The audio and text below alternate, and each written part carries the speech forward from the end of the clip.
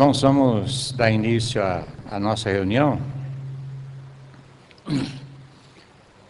Mesmo sentados, vamos ter um momento de oração, pedindo a graça de Deus.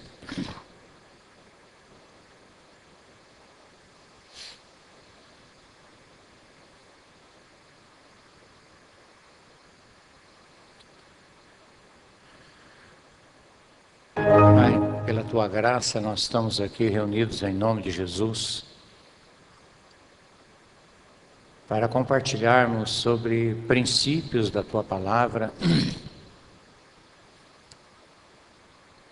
para a nossa vida como homens, maridos, pais. Senhor, e o Senhor nos conhece muito mais do que nós podemos pensar ou imaginar. O Senhor sabe o quanto nós necessitamos de graça, de iluminação do Teu Espírito,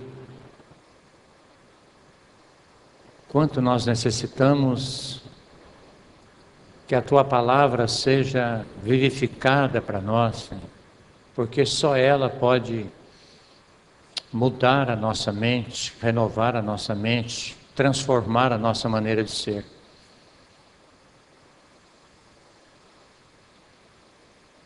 Nosso desejo, Pai, é realmente que a Tua glória seja vista cada dia mais na nossa vida, no nosso lar, na Tua igreja, em nome de Jesus.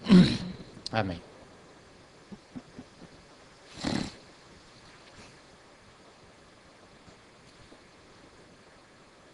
Irmãos, o nosso assunto hoje é um assunto específico, né? Para nós, os homens. Nós vamos compartilhar alguma coisa sobre o que é uma visão bíblica de um homem maduro, uma masculinidade madura. Como que nós podemos desenvolver essa nossa maturidade em Deus? Algumas coisas que eu queria colocar aqui de início, para depois a gente trabalhar um pouco isso. Eu creio que todos nós estamos aprendendo um princípio muito importante, que tudo que Deus faz, tudo que Ele fez e tudo que Ele faz é para a sua própria glória. E a Bíblia deixa bem claro para nós que principalmente a igreja, e que é formada de famílias, é uma instituição que Deus planejou para que expressasse a glória de Deus. Lá em Efésios 3:10, diz que agora pela igreja, a multiforme sabedoria de Deus seja conhecida dos principados e potestades, nos lugares celestiais.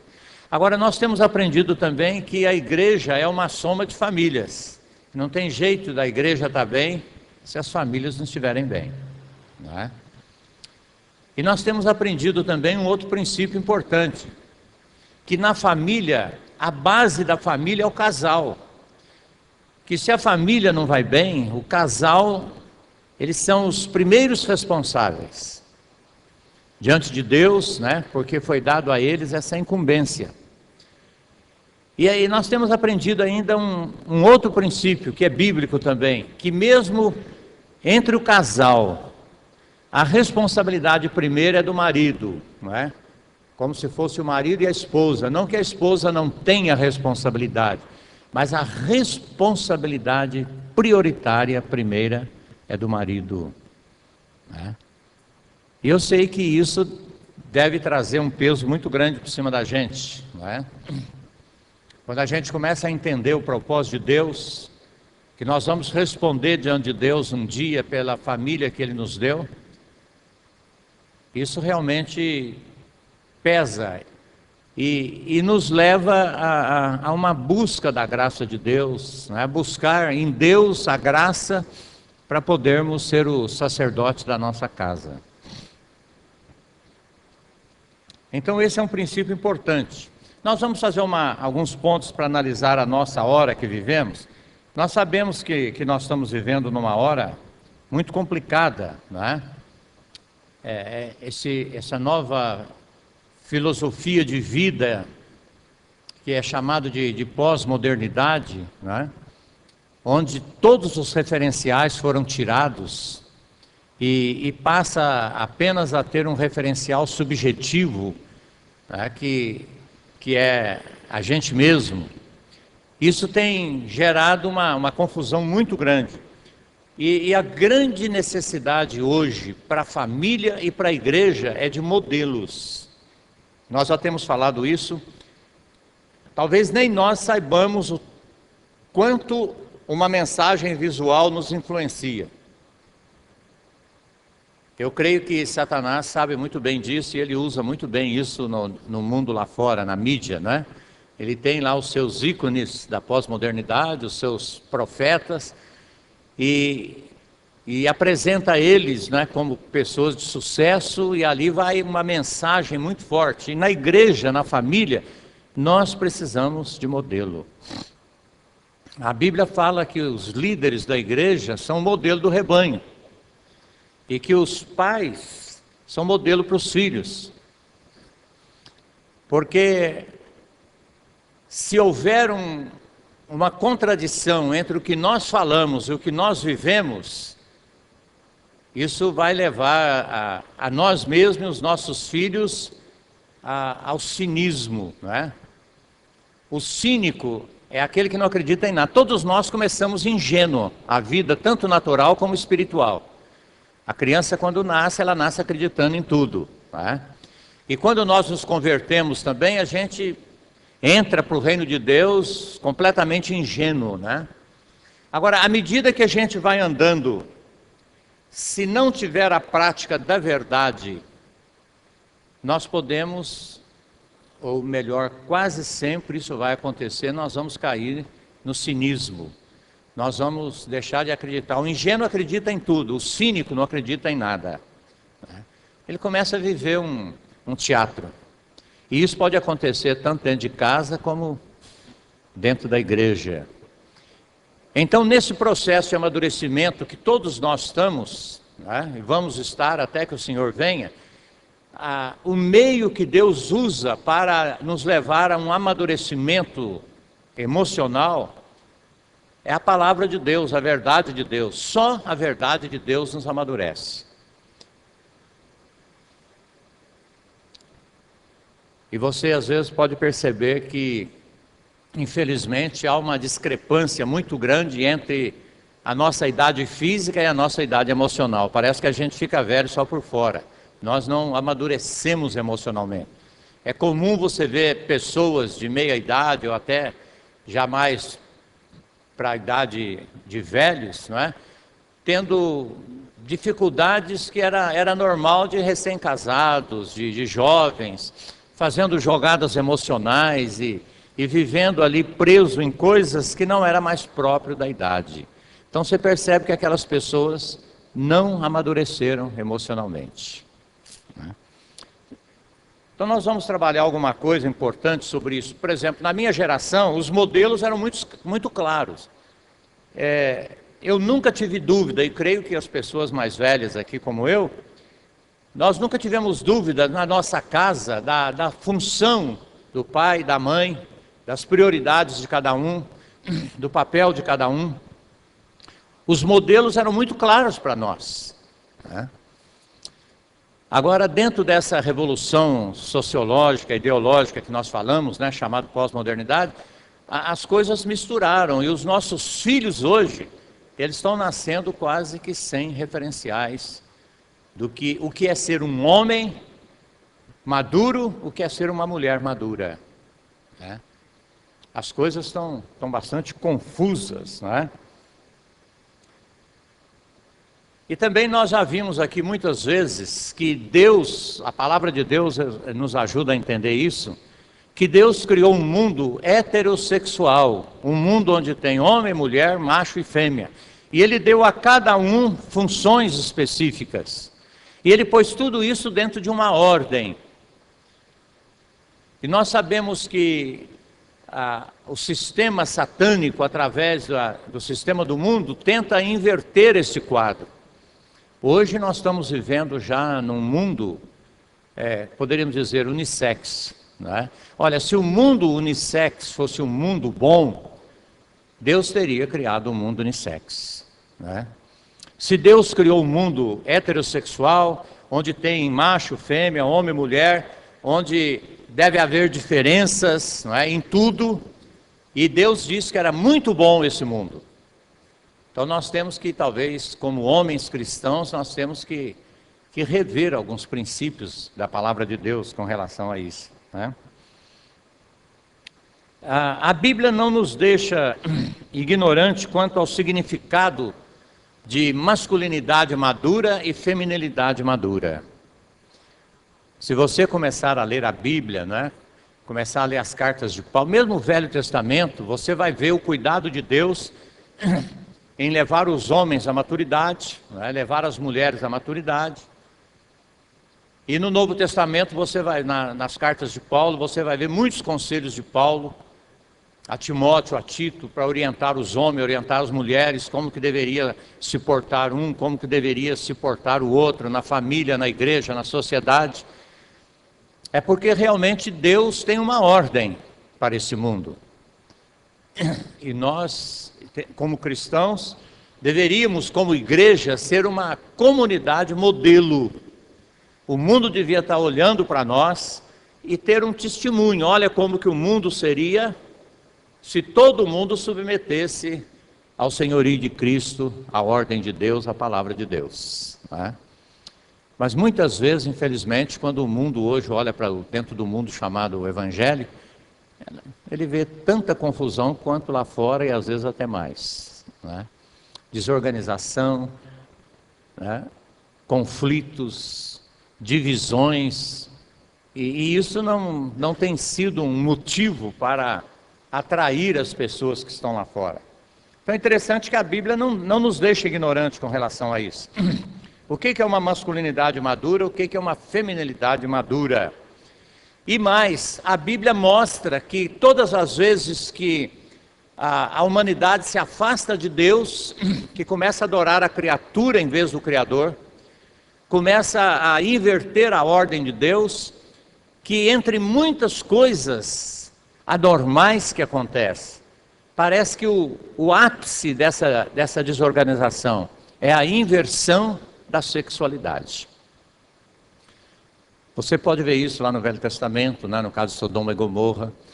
Você pode ver isso nos grandes impérios que dominaram o mundo, né? Na carta aos Romanos, por exemplo, no capítulo 1, Paulo fala sobre isso. O que estava acontecendo ali, né? Os homens se afastaram de Deus, não queriam saber de Deus, preferiram a sua própria sabedoria, e a consequência foi que Deus afastou e deixou que tudo que estava no coração deles viesse à tona, e aí veio toda a depravação humana, a inversão da sexualidade. E nós hoje estamos vivendo uma geração assim, né? Nós hoje estamos vivendo uma geração materialista que adora a criatura em vez do Criador, né? E Deus está permitindo que venha à tona, né, tudo que está no coração depravado do homem. E hoje a coisa está oficializada, né? Então é importante nós, como cristãos, entendermos isso. O mundo que nós estamos vivendo e qual é o padrão de Deus para nós, né? Se você for na Bíblia, você vai ver que a Bíblia baseia as diferenças entre o homem e a mulher não em questão cultural. E aqui é um ponto muito importante, porque muitas pessoas dizem assim, não, mas peraí, isso era lá no tempo de Paulo, isso era no tempo de Jesus. Nós temos que fazer uma distinção muito clara, uma diferença entre princípios e métodos. Os métodos mudam em relação à cultura de cada povo, mas os princípios de Deus são imutáveis para qualquer povo.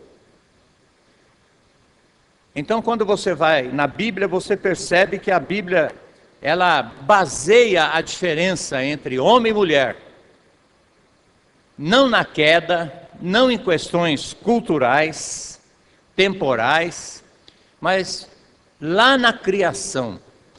Quando Deus criou, Ele criou o homem com uma função, a mulher com uma função.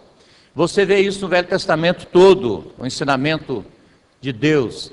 Você pega, por exemplo, a carta 1 Coríntios 11, 3 a 16, você vai ler isso. Você pega Efésios 5, 21, 23, você vai ver isso. Você pega 1 Timóteo 2, de 11 a 14, você vai ver isso. Paulo mostrando a função de cada um na família, na igreja, na sociedade. Então a Bíblia, ela deixa muito claro para nós isso. E nós, como cristãos, está chegando uma hora, irmãos, que nós temos que ser radicais. Nós temos que ser dogmáticos.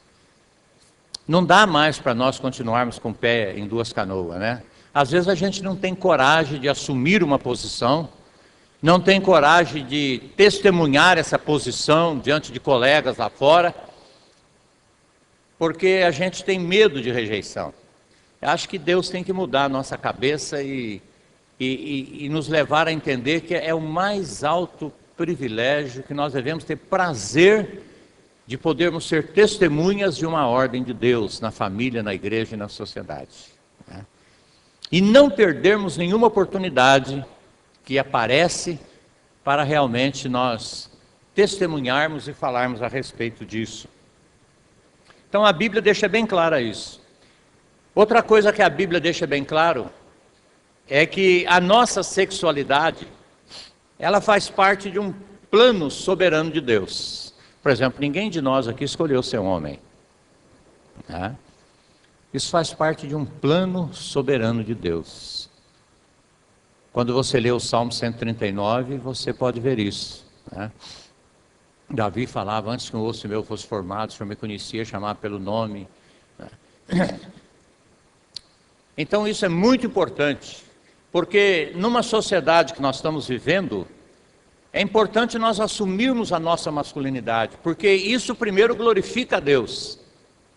Isso nos faz realizar como pessoas, né?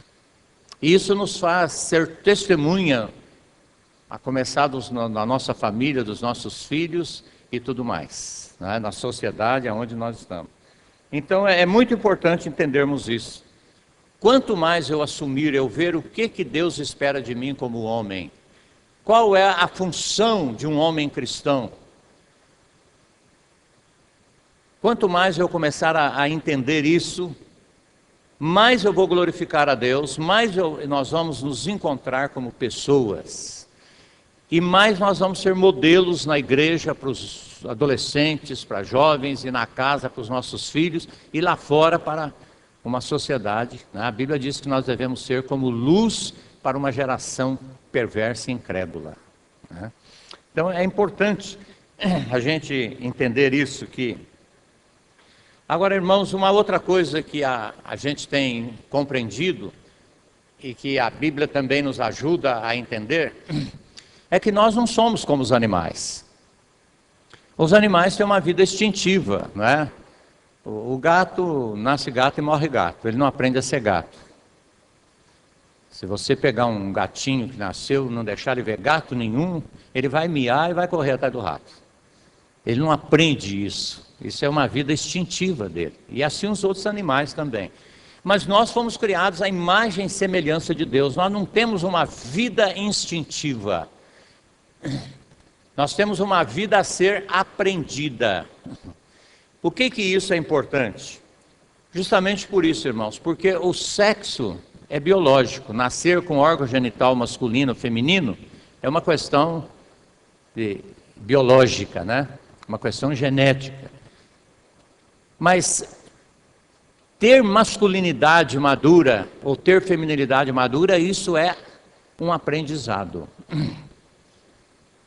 Se você pegar uma criança que nasceu perfeitamente homem, com órgãos genitais masculinos, perfeitamente, e ele for criado desde pequenininho, feito mulher, quando chegar aos 12 anos, vai haver uma luta entre a cabeça dele e o corpo, e a cabeça prevalece, né?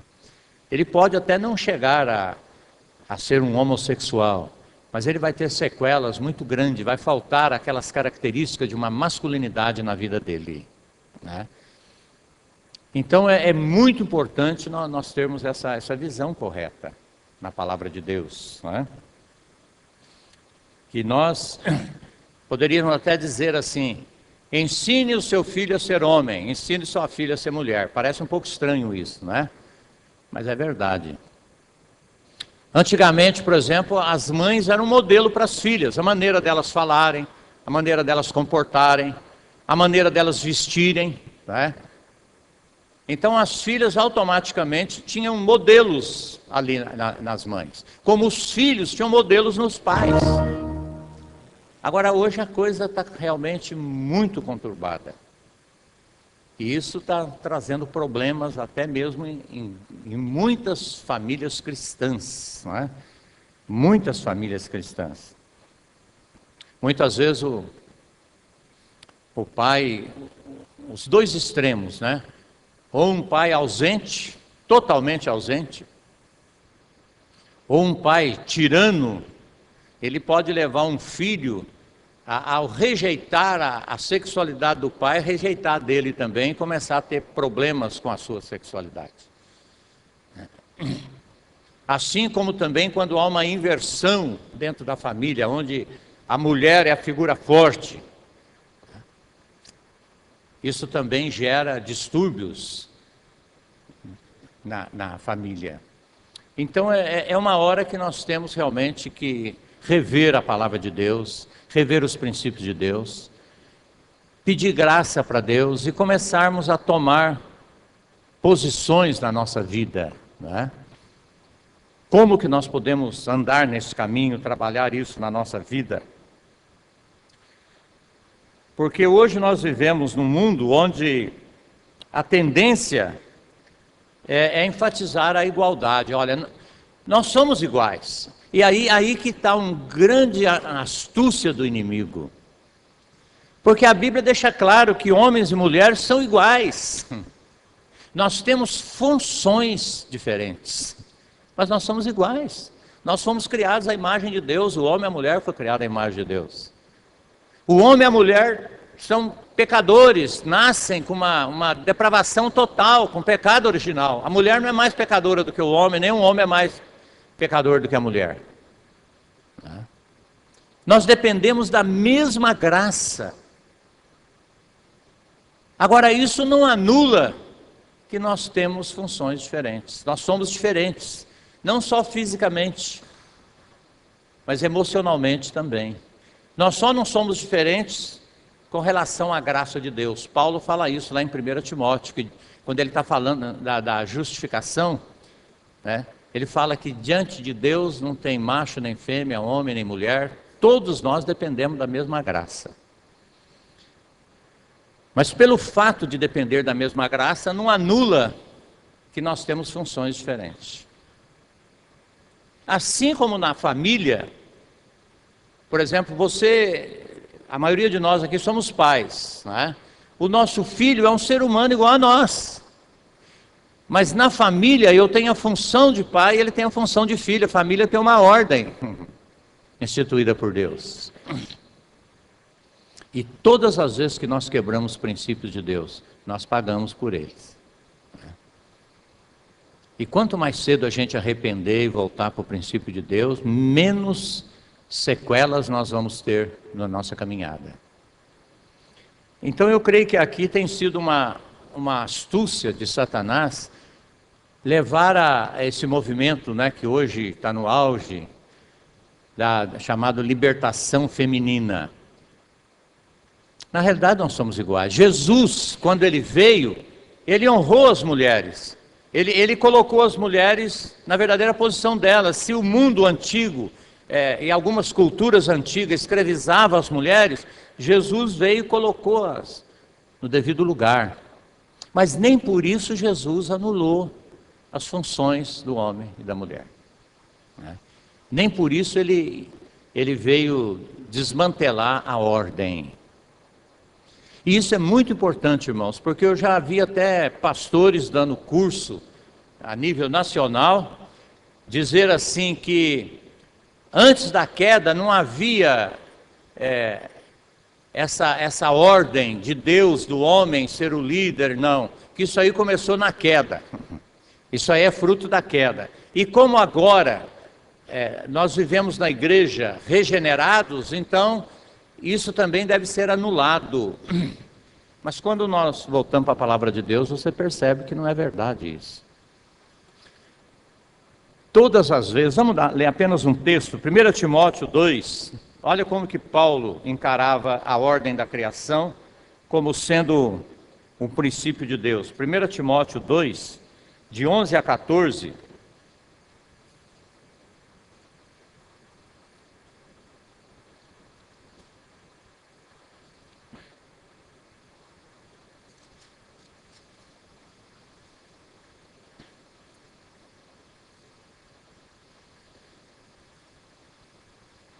a mulher aprenda em silêncio com toda submissão e não permito que a mulher ensine nem exerça autoridade de homem, esteja porém em silêncio. E ele vai explicar por quê. Porque primeiro foi formado Adão, depois Eva. E ele vai dizer, Adão não foi iludido, mas a mulher sendo enganada caiu em transgressão. Então antes da queda ele está falando da ordem da criação, né? Que Deus criou primeiro o homem e dando uma responsabilidade a ele, né, de governar. Você pega lá em Gênesis, quando Deus criou o homem e a mulher, diz que a mulher seria uma adjutora idônea, né? E que ao homem caberia então, com o auxílio da sua esposa, governar. Então é importante nós entendermos esses princípios aqui, muito importante, porque a nossa fé tem que estar baseada na palavra de Deus.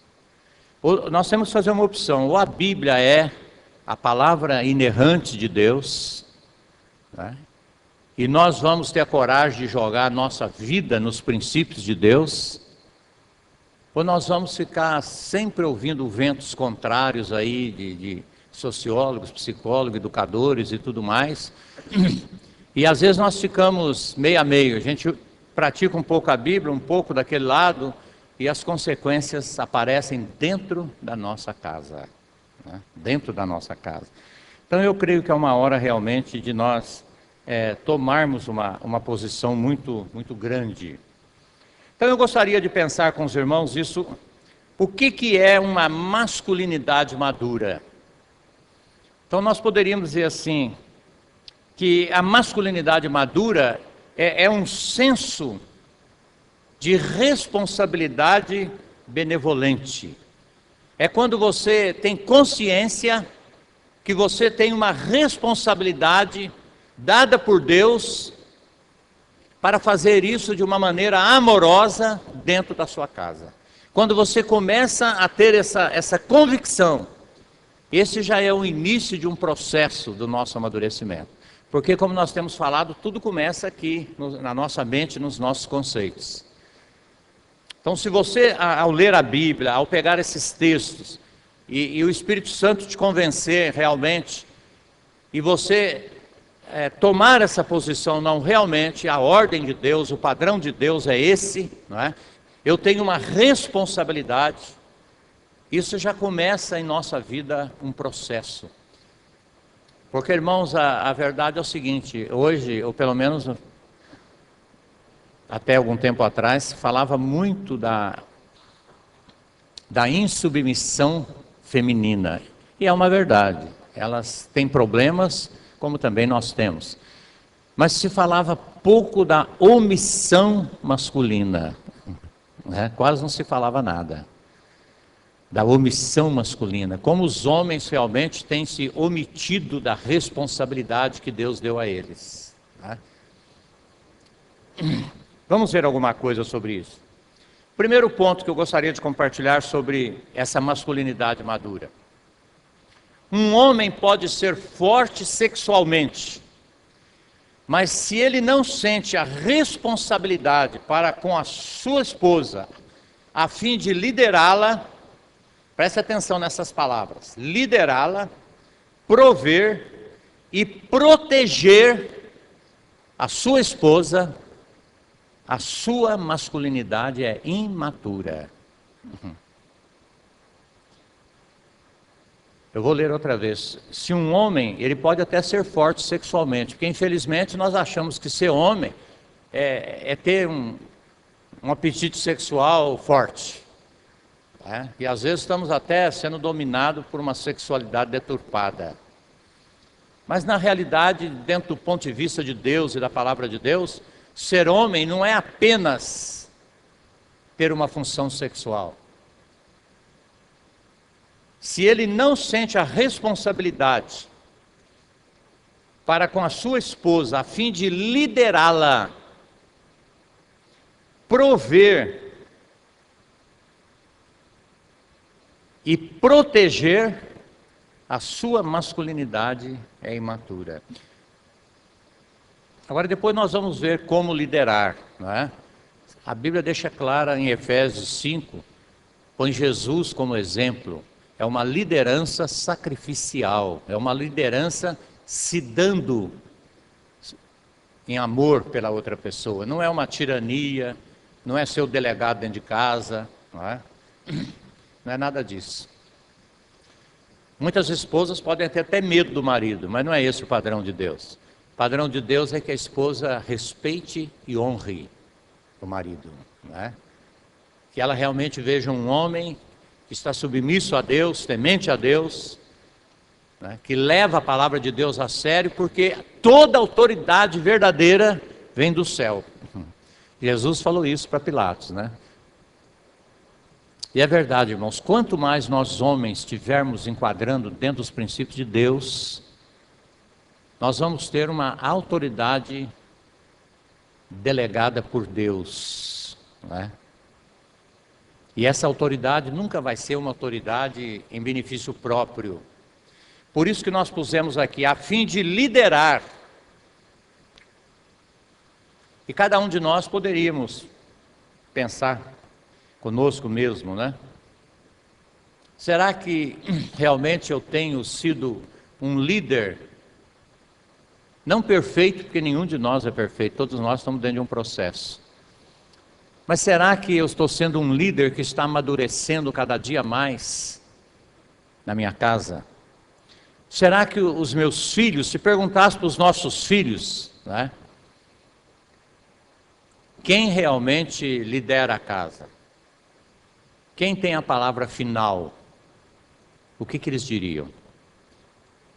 Uma vez eu fiquei numa situação muito difícil, eu fui convidado para jantar na casa de um casal, eles estavam vivendo um conflito muito grande, já tinham filhos aí de 8, 9 anos, e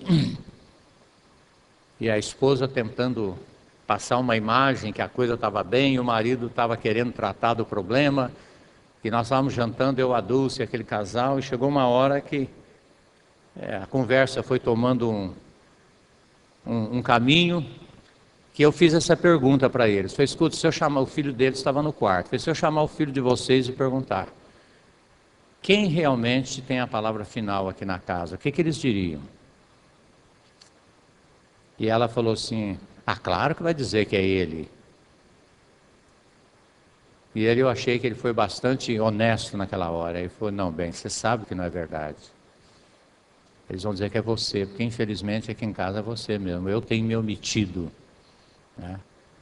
Eu tenho me omitido nas decisões. E muitas vezes nós homens fazemos isso, né? Os filhos já nem perguntam muito para nós, porque sabem que tudo que perguntam, fala com a tua mãe, fala com a tua mãe, fala com a tua mãe, né? E às vezes nós até desgastamos a imagem da esposa, porque ela fica o dia todo com o filho. A hora que o pai está em casa, em vez de ser um momento de descanso para ela, do pai tomar as decisões,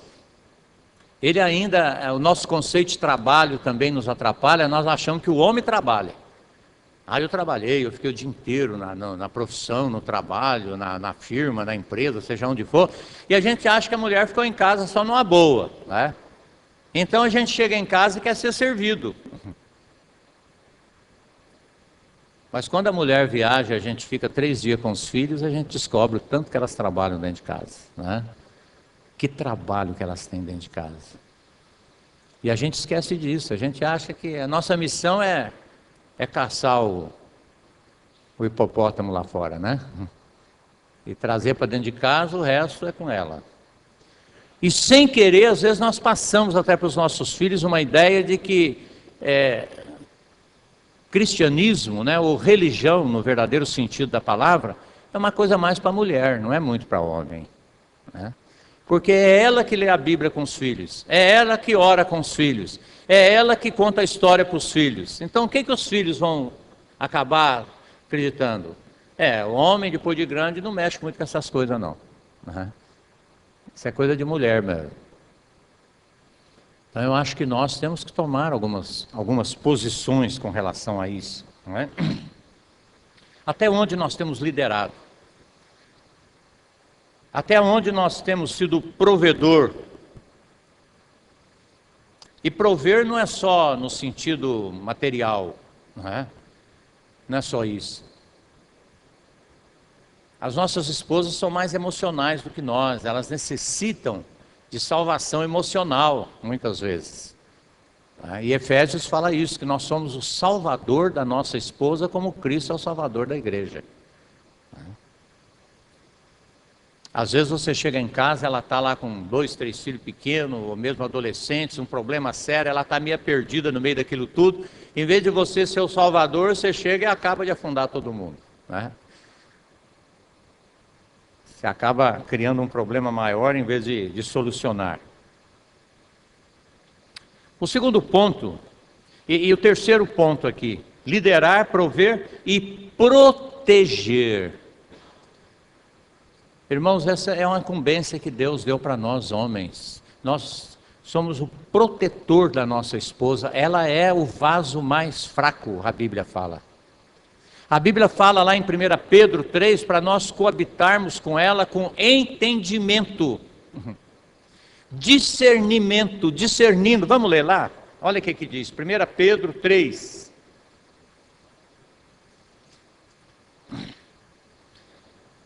Vamos ler o que fala para os maridos, é o versículo 7. 1 Pedro 3, 7.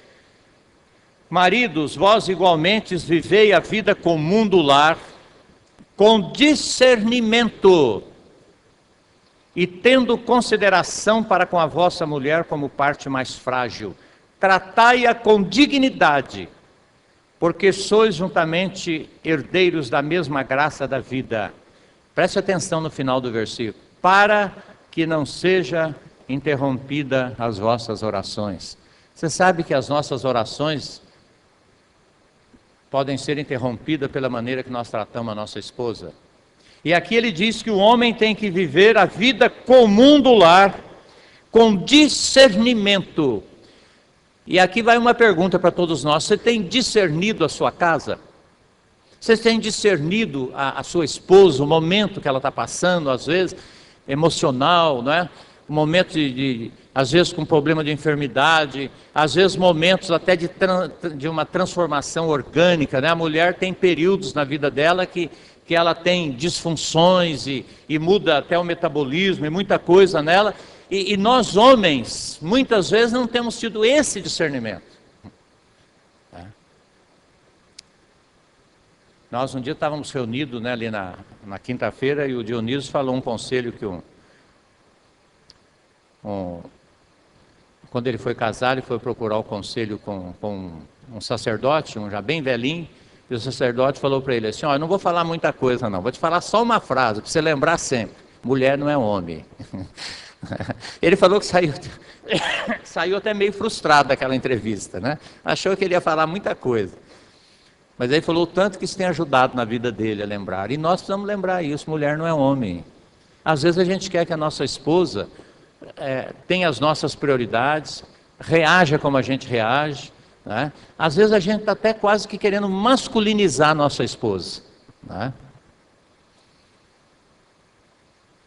E elas estão sofrendo por causa disso. Será que nós temos discernido os nossos filhos? Vou contar um exemplo para vocês. Eu estava numa cidade do interior de São Paulo fazendo uma palestra para casais, e um pastor, um missionário, na época não morava lá, mas ele estava lá, um americano, e nós estávamos almoçando assim, eu, a Dulce, ele, a esposa, e tinha mais um outro pastor à mesa, e ele me perguntou: o que o senhor acha que é o homossexualismo? E eu comecei a mostrar que isso que eu falei, né, a falta do modelo, a inversão do modelo. Ele falou, não concordo com o senhor, não.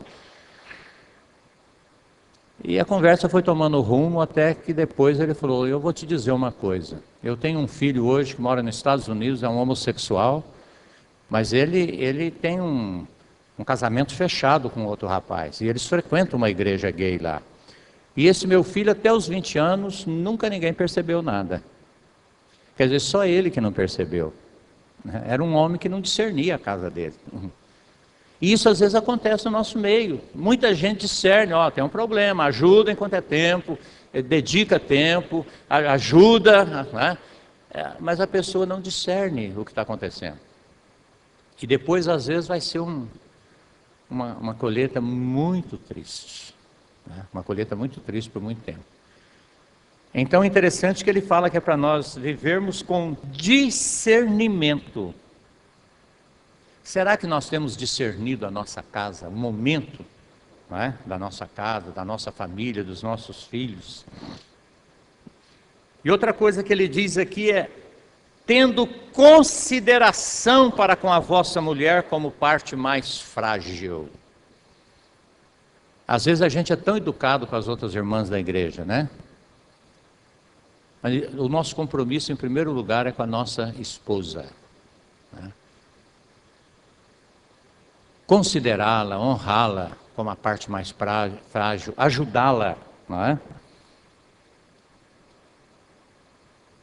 E aqui, mais uma vez, mostra a nossa igualdade nesse texto. Aqui diz que elas são, juntamente conosco, herdeiras da mesma graça. Não tem uma graça para nós e uma graça para elas. Nós somos iguais em relação à graça de Deus. Não é? Então esse texto realmente, há muitos anos tem me incomodado. Não é? Cada vez mais a gente lê e se coloca diante de Deus, querendo assumir a função pela qual Deus nos colocou. Não é? A prova bíblica que o homem é o primeiro responsável, você pode ver lá em Gênesis 3:9, não é? Depois que houve a queda, Deus veio primeiro falar com Adão. Porque Deus tinha criado Adão, nem tinha criado a Eva ainda, quando ele deu a palavra para Adão, como deveria ser os princípios de vida ali. E embora Eva, que foi seduzida primeiro e depois Adão, não é? Eva foi enganada e Adão foi seduzido por Eva, mas Deus, quando veio falar, veio primeiro com Adão, porque ele era o primeiro responsável diante de Deus. Ele foi dado como protetor da sua esposa. Né? Um outro ponto interessante, irmãos. A masculinidade madura se expressa não em ser servido, mas em servir e sacrificar pelo bem da sua esposa. Vamos ler esse texto, Efésios 5, 25 e 26. Efésios 5, 25 e 26 diz assim: marido, amai vossa mulher, como também Cristo amou a igreja e a si mesmo se entregou por ela. Eu gostaria de primeiro pensar nesse versículo aqui com você. Aqui está dizendo que Jesus amou tanto a igreja, que ele se entregou por ela. Ele não se entregou para ela. Ele não se entregou para a igreja, para fazer a vontade da igreja, tudo que a igreja quisesse, não. Diz que ele se entregou por ela. Se entregou a quem? A quem que Jesus se entregou por amor à igreja? A Deus, né? Ao Pai. Ele se entregou totalmente a fazer a vontade do Pai, né? Se entregou a submeter a vontade do Pai por amor à igreja. E aqui está dizendo que nós, maridos, devemos fazer a mesma coisa. Nós devemos nos entregar a Deus, cada dia mais, por amor à nossa casa, à nossa esposa e nossos filhos. Infelizmente, muitos hoje, dentro da cultura moderna, estão se entregando para ela, né? Deixa a mulher liderar a casa, liderar tudo, fazer tudo do jeito dela. Não adianta, se for discutir, dá problema, deixa para lá, né? Mas a Bíblia diz que é para nós nos entregarmos a Deus, nos consagrarmos a Deus, termos uma vida realmente consagrada a Deus, né? Diariamente, em comunhão com Deus, lendo a palavra de Deus, lendo bons livros que ajudam a crescer, a amadurecer emocionalmente em Deus, nos entregando a Deus por amor à nossa esposa e, consequentemente, aos nossos filhos, né? Então esse texto diz isso. Marido, amai a vossa mulher, como também Cristo amou a igreja, a si mesmo se entregou por ela. E para que ele se entregou? Para que a santificasse. Você só vai ser um instrumento de Deus para ajudar a sua esposa a andar no caminho da santificação, quanto mais você se entregar a Deus por ela.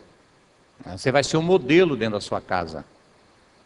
Você vai ser um modelo para ela. Jesus fez isso para santificar a igreja, purificando-a por meio da lavagem de água pela palavra. E para que ele fez isso? Para apresentar a si mesmo uma igreja gloriosa, sem mácula, nem ruga, nem coisa semelhante, porém santa e sem defeito. Assim também os maridos devem amar a sua própria mulher, como ao seu próprio corpo.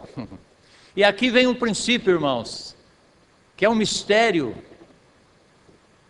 que nós não temos ainda, talvez, respeitado e tido temor disso. Aqui diz assim: quem ama a sua esposa, a si mesmo se ama, porque ninguém jamais odiou a sua própria carne, antes alimenta e dela cuida, como também Cristo faz com a sua igreja.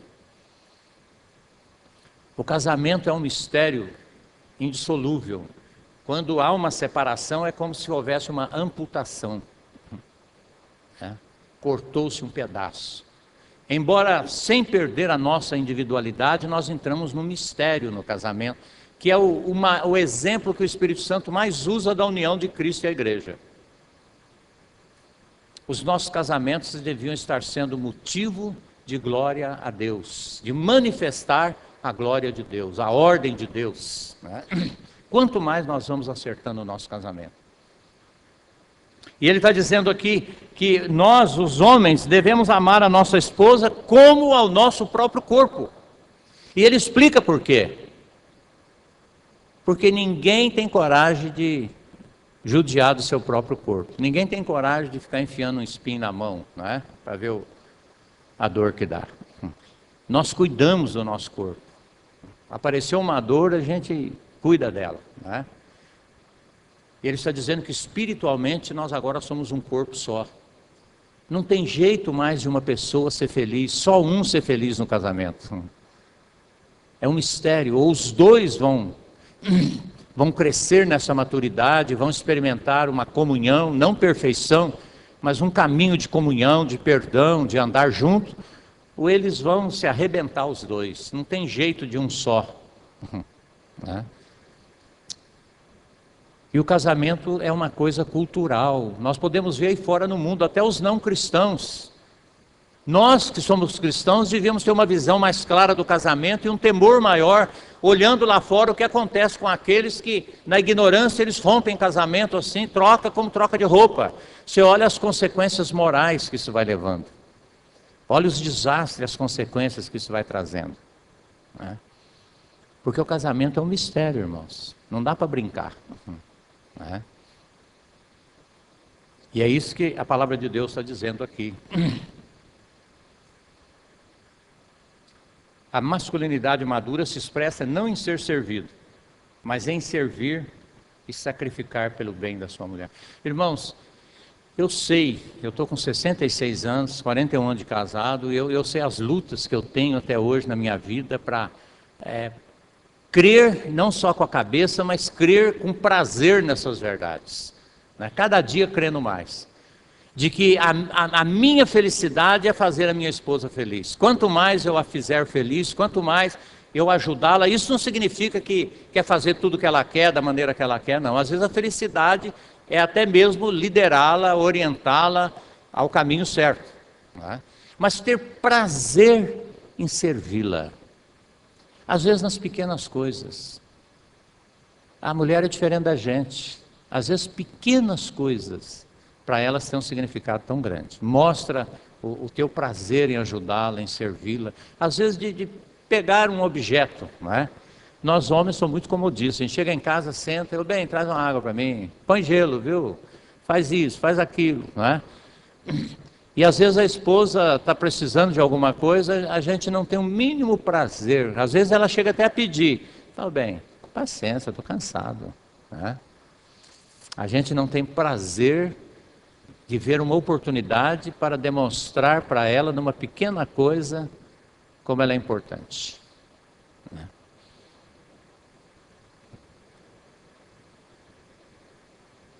Um outro ponto, irmãos, mais 5 minutinhos nós vamos parar. Para a gente ter um café aí, depois a gente continua. A masculinidade madura não ocupa o lugar de Cristo na vida da esposa. A esposa é um ser humano criado à imagem e semelhança de Deus, como nós. A masculinidade madura não me dá o direito de ser o Cristo na vida dela, não é? Antes, pelo contrário, eu tenho que ajudá-la a crescer na intimidade com Cristo. E não a ter uma dependência espiritual, não é, minha. Porque isso não é o padrão de Deus. Né? A masculinidade madura não ocupa o lugar de Cristo na vida da esposa, mas incentiva, respeita e defende tal autoridade. A autoridade de Cristo na vida da esposa. A gente tem que incentivá-la a desenvolver um relacionamento com Deus, ajudá-la, né, se ela não gosta de ler, começar a ajudá-la a ler, compartilhar com ela, sem cobrar, sem criticar. Você vai induzindo a ela a andar nesse caminho com você. Né? Mas nós, marido, não temos o direito de achar que a autoridade que Cristo tem sobre a vida da esposa nós temos. Não é isso que a Bíblia fala. Nós vamos ver que diferença entre submissão e obediência total. Obediência total, elas devem, assim como nós, só ao Senhor Jesus. A obediência total, tanto elas como nós, devem só ao Senhor Jesus. Entre a nossa palavra e os princípios de Deus, elas devem submeter a palavra de Deus e não a nós. Assim como nós também devemos submeter aos governos e autoridades seculares até onde eles não nos levam a agir contra a palavra de Deus. Até onde ele não nos leva a agir contra, a Bíblia diz que nós devemos ser submissos. Mas no momento que tivermos que fazer uma opção entre o governo ou qualquer autoridade, seja uma firma onde você trabalha, se lá o gerente da firma, o patrão, está exigindo que você participe de uma fraude, de uma mentira, que assine um documento errado, você como cristão não é obrigado a obedecer. Né? Você pode correr o risco até de perder o emprego. Mas nós temos que tomar uma decisão entre obediência total a Cristo e submissão às autoridades. Nós somos submissos até onde não haja um confronto entre a palavra de Deus e eles. E com a nossa esposa também é assim. Nós maridos temos que entender isso. Nós não podemos ocupar o lugar de Cristo na vida delas. Nós temos que incentivá-las a crescer no relacionamento com Cristo, a respeitar. Né? O que significa esse respeitar? Muitas vezes ela vai ter opiniões ou maneiras diferentes nossa, desde que o princípio não seja quebrado. Elas não precisam ter a nossa maneira de ler, de orar, de cantar. Né? Tem marido que domina tanto que a esposa vira um robô. Né? Eu acho que a beleza é da unidade na diversidade. Nós temos que respeitar a maneira dela ser diferente de mim. E não só respeitar, chega uma hora que nós começamos a celebrar essa diferença. Alegrar porque nós somos diferentes. Né? Então isso que a palavra de Deus fala. E nós devemos defender essa autoridade. Não deixar que ninguém, né, possa ser o Cristo na vida da nossa esposa. Né? Os irmãos podem ajudar, os líderes cristãos podem até aconselhar, mas ninguém pode tentar manobrar e dirigir. Né? Nós vamos parar 10 minutos. Acho que tem um cafezinho lá, né, Ricardo? Enquanto isso a gente dá uma saidinha, depois nós voltamos e a gente termina. Vamos dar continuidade então, irmãos? Então,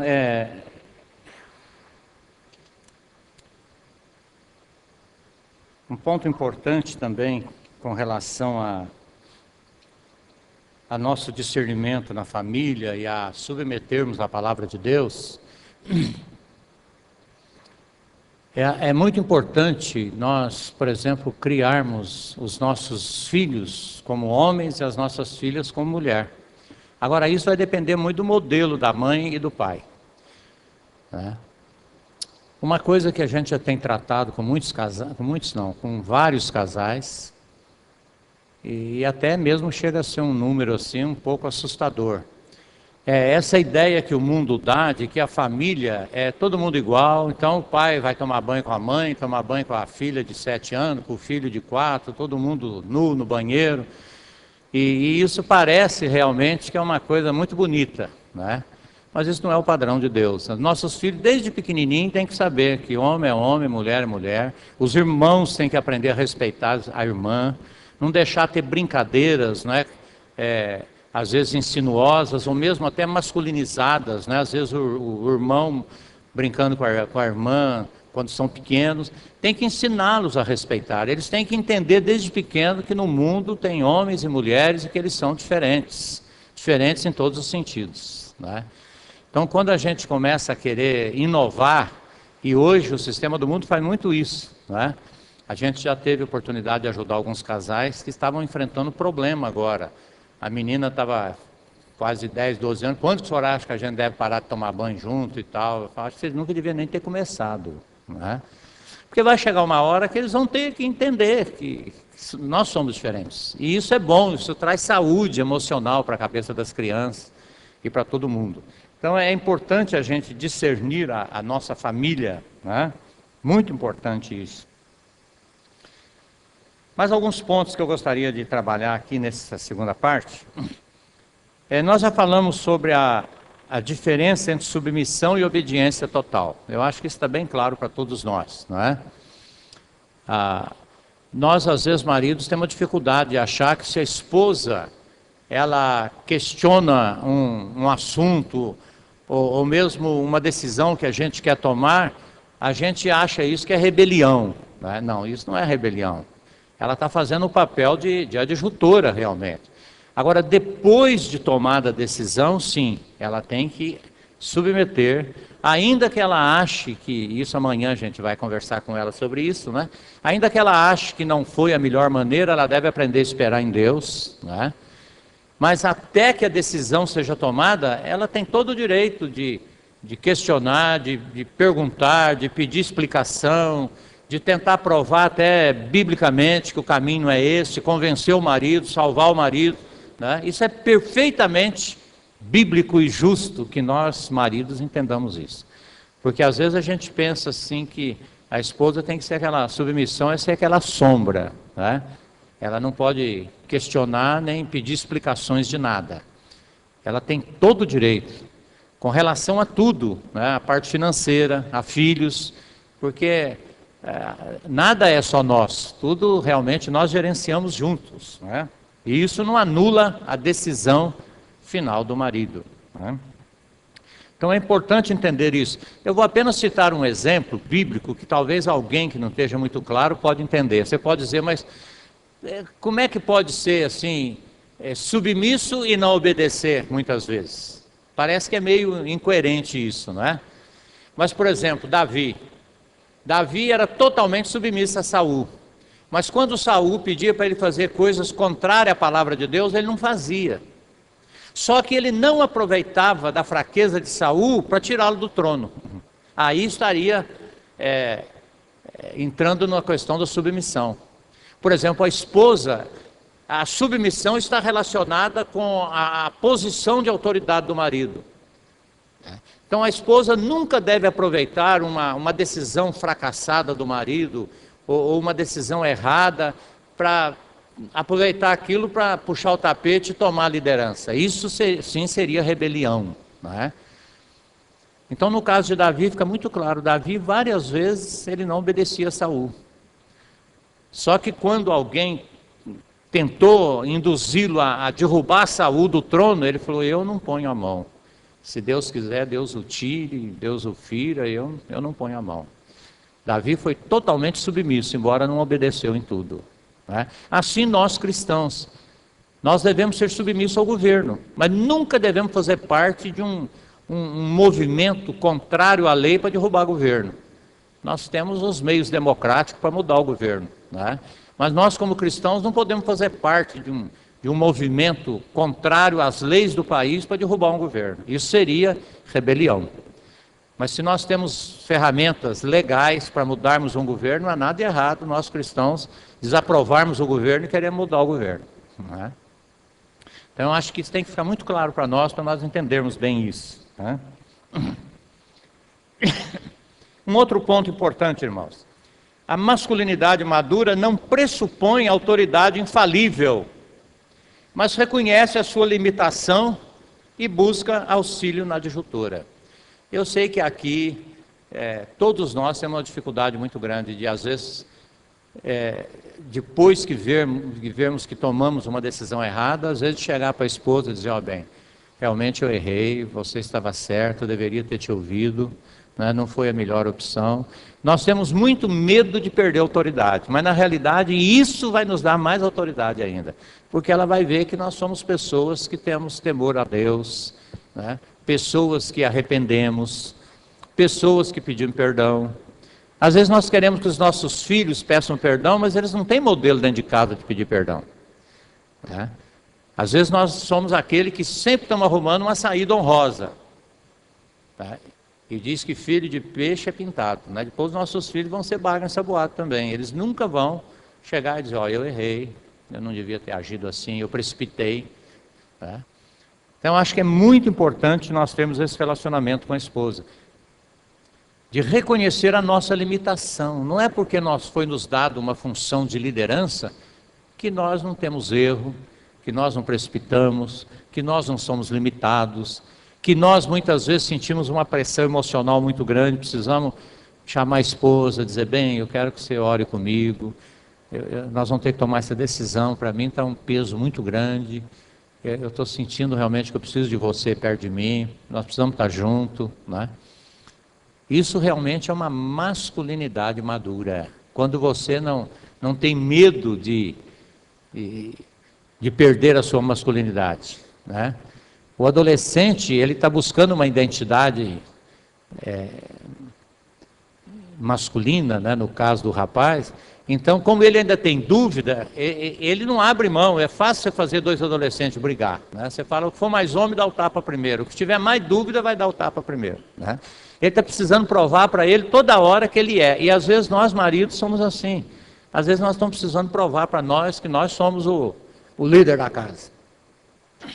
Eu acho que nós devemos ter um relacionamento, uma maturidade em casa, de tal maneira que nunca vai ser preciso dizer, bem, ó, aqui quem é o líder sou eu. Se chegar num ponto desse, as coisas já estão meia complicadas, né?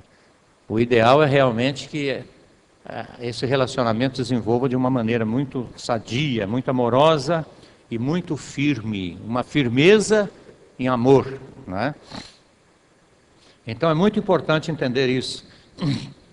Eu sei que todos nós temos lutas. Eu já contei para vocês muitas vezes, né, minha experiência com 28 anos, pastoreando igreja, 2 filhos pequenos e vivendo uma crise existencial, e eu tentando esconder da Dulce, até que uma noite eu não aguentei mais e tive que me abrir com ela, chorando, pedir que ela orasse comigo, e durante muito tempo ela andou nesse caminho até eu ser sarado de várias crises assim de depressão, de medo, de insegurança, né?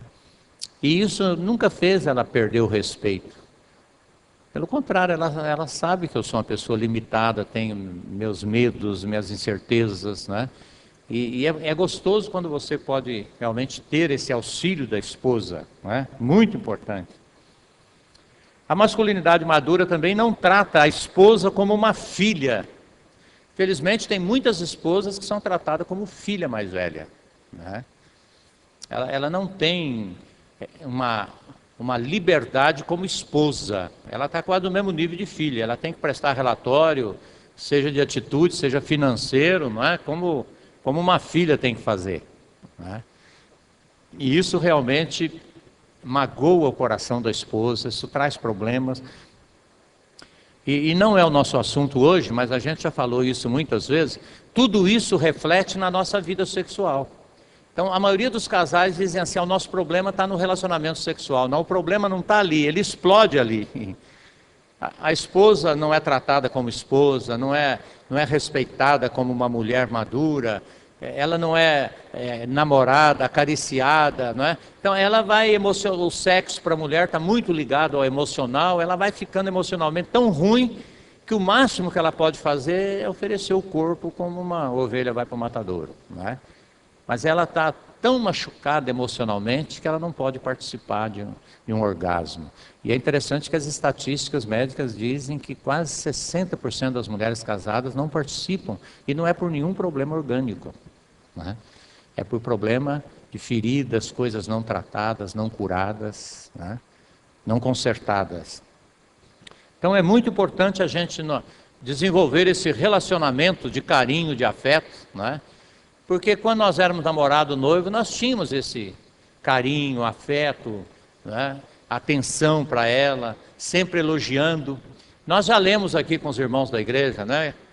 E alguns até brincaram, falaram: eu queria saber se João Crisóstomo era casado, né? Ele escreveu uma carta aos maridos, nós já lemos várias vezes, em vários cursos de casais, e ele trata, você vê que isso que nós estamos fazendo aqui não é invenção nova. Ele era presbítero da igreja de Antioquia no ano 350 ao ano 409. E ele escreveu uma carta aos maridos, a carta está aqui, ó. Eu até carrego ela comigo sempre. Ele fala justamente disso que nós estamos falando aqui. Quer ver? Eu vou ler só um pedaço para você ouvir. Olha: não chameis por ela nunca de uma maneira seca, mas empregai pelo contrário palavras aduladoras, ternas, palavras de amor. Honrai-a, e o pensamento de procurar as homenagens de outro não aparecerá, pois não terá ideia de mendigar fora a afeição que encontrará em vós. Colocai acima de tudo pela beleza como pela sabedoria, e dai testemunho disso. Introduzi-a no amor de Deus, e a vossa casa se transbordará de bens. Aí depois ela vai falando da parte financeira, que muitos maridos tratam, né? Quase como uma empregada ou uma filha. Depois ele disse assim: queres que a tua mulher seja submissa como a igreja é a Cristo? Tem para com ela a solicitude de Cristo pela igreja. Em rigor pode dominar-se um servo pelo medo, mas a companheira da tua vida, a mãe dos teus filhos, a causa da tua felicidade e da tua alegria, não a podes encadear pelo medo e pelas ameaças. Deve prendê-la pelo amor e pela delicadeza. Que união pode existir quando a mulher treme diante do marido? Que alegria pode ter o marido quando trata a mulher como uma escrava? Mesmo se sofreste um pouco por ela, não lhe lances isso em rosto. Cristo fez muito mais pela sua igreja. Mostra-lhe a felicidade que tens em viver na sua companhia e que preferes a vida de casa à da cidade. Ela ocupa um lugar antes dos amigos e antes dos filhos que te deu. Faz-lhe compreender que é por causa dela que tu os ama.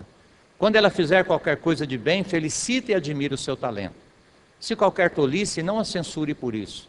Fazei a vossa oração em comum, aprendei a nada temer deste mundo, senão ofender a Deus. Se um homem se casa com esse espírito, então o matrimônio está muito próximo da perfeição. Então você vê que são conselhos, não é? De um homem de Deus no ano 400 da igreja, né? No 5º século. Então não é nada novo que nós estamos fazendo aqui, não é? Então é importante isso. Um outro ponto então: a masculinidade madura não trata a esposa como filha, mas como parte de si mesma. Nós já falamos sobre isso. A masculinidade madura não leva a iniciar toda ação, mas sim a supervisioná-la com responsabilidade. E isso vale tanto para a esposa como para os filhos, né? Tem pais que os filhos nunca aprendem a fazer nada porque ele exige perfeição dos filhos. Ele esquece que quando ele estava na idade do filho, ele fazia as coisas erradas também. Aí ele por exemplo, o filho pede para pai, você vai lavar o carro? Deixa eu lavar com o senhor. Ele começa a lavar tudo errado, fica barro, tudo. O pai, em vez de pensar, não, quando eu era da idade dele também, eu não fazia direito, eu vou ensiná-lo. Filho, ó, a gente começa assim, por cima e tal, tal. Ele começa a criticar o menino, né? E daí manda o menino embora, vai lá com a tua mãe, você não sabe fazer nada. A criança vai nascendo numa situação muito difícil, assim, o relacionamento vai ficando interrompido. E às vezes nós fazemos isso com a esposa, né? Nós fazemos assim com a esposa. Nós iniciamos toda a ação, não damos liberdade para que ela tome atitude, para ver a graça de Deus na vida dela, né? Então a masculinidade madura não leva a iniciar toda a ação, mas sim a supervisioná-la com responsabilidade. Na família, o marido não deve planejar e executar tudo, mas é o responsável pelo planejamento espiritual, moral e financeiro da família. Nós devemos planejar junto com a esposa, ouvir o que Deus tem a falar para nós a respeito dela, considerar aquilo que está sendo falado, né? E depois tomar a decisão final. A masculinidade madura aceita a responsabilidade de liderar a família. Então esse é um sinal também, quando nós já estamos andando nesse caminho da masculinidade madura, é quando nós entendemos a nossa responsabilidade e temos prazer, né? E temos alegria e ao mesmo tempo sabemos como é difícil e dependemos inteiramente da graça de Deus, mas nós assumimos a responsabilidade da liderança da nossa casa, né? Esse é um sinal de masculinidade madura. E nós já falamos, né, que o grande perigo hoje é a omissão masculina. A omissão. A masculinidade madura se expressa nas relações sexuais românticas. Importante as declarações de amor, de carinhos, né, como nós sempre tínhamos. Quando namorado, a esposa, ela tem uma necessidade. Nós também gostamos, né, de que a esposa elogie a gente, às vezes um gesto da gente, bem, eu gosto tanto quando você sorri assim, ou quando você anda desse jeito. Todos nós temos necessidades emocionais que precisam ser satisfeitas. Não adianta nós dizer, não, isso para mim não tem importância. Todos nós temos necessidades, né? E a mulher muito mais ainda. E quando nós éramos namorados, no começo do casamento, a gente sempre elogiava, né? Bem, eu gosto tanto quando você penteia o cabelo assim, você está tão bonita com essa roupa. E depois de alguns anos de casado, essas coisas vão acabando, né? E nós que vivemos às vezes em comunidade, a gente corre um risco até muito sério. Porque às vezes chega em casa, a gente elogia uma irmã da igreja, fala, bem, você viu como estava bonita a irmã, que roupa, né? E a esposa, coitada, está tentando chamar a atenção do marido e ele nem sabe que roupa que ela estava, né? Então é muito importante isso, a gente entender as necessidades. A mulher tem necessidades diferentes da nossa, nós também temos.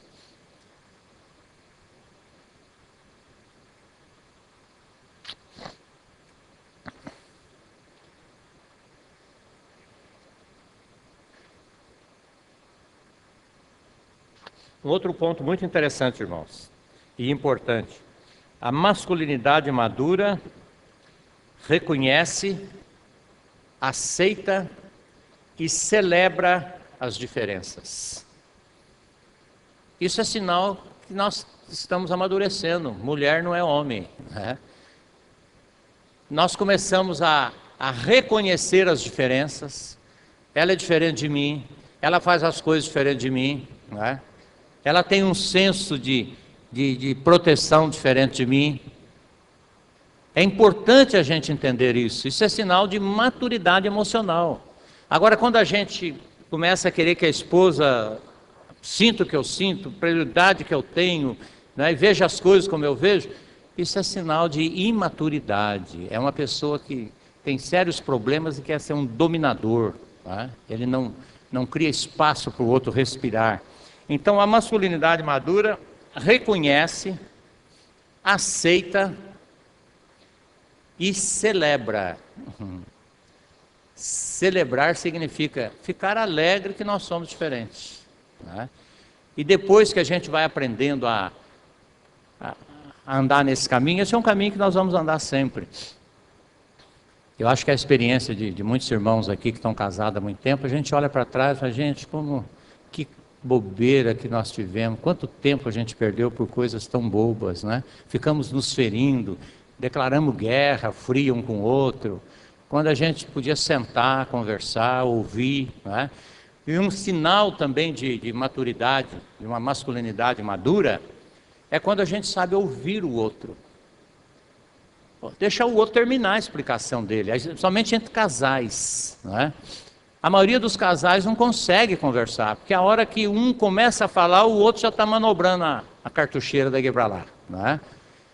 Você saber ouvir o que o outro falou, né? Ter empatia, dizer, olha, eu penso diferente de você, a minha visão é diferente da sua, assim, assim, mas vamos fazer o seguinte, põe isso que você falou diante de Deus, eu vou pôr também, depois nós vamos conversar e depois eu vou tomar a decisão. Isso é sinal de maturidade. Mas parece que nós estamos disputando quem manda, então a gente quer na hora marcar o gol, né? Em vez da gente ter essa maturidade, dizer, bem, ó, eu penso diferente, eu ouvi o que você falou, né? Mas eu não consigo ver que o melhor caminho é por aí. Então você vai pôr isso diante de Deus, ore por mim também, e eu vou pôr isso que você falou diante de Deus, amanhã depois nós vamos sentar, vamos ouvir e eu vou tomar a decisão, né? Então, quando a gente começa a aprender a ouvir, a respeitar o outro falar, isso é sinal de uma maturidade emocional, né? Não ferir, não achar que o outro é contra mim, não, ele é contra a minha ideia, mas não é nada pessoal. É que a mulher vê a vida num prisma diferente do nosso, e nós podemos somar as duas coisas, né? Nós não precisamos tentar clonar, nós podemos somar essas diferenças, celebrar essas diferenças, e isso vai ter um significado muito grande na nossa vida, né? Muito grande na nossa vida.